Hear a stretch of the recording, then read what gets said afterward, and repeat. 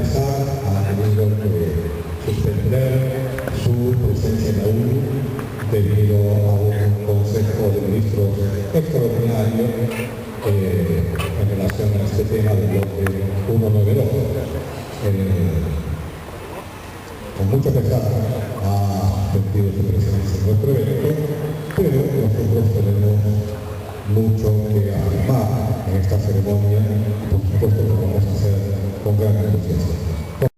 Doctor Jorge Alba Hurtado, lo recibimos con muy fuerte palmas.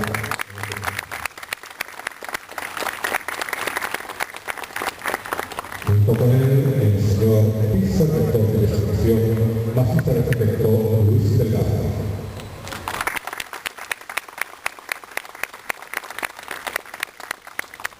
Asimismo, el señor director del CISMI, Centro de Investigaciones Sísmicas y Mitigación de Desastres, doctor Miguel Estrada.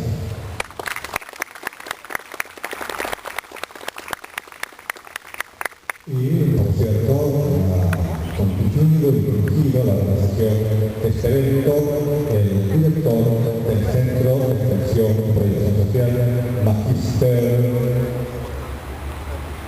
Sergio Cuentas, en este momento.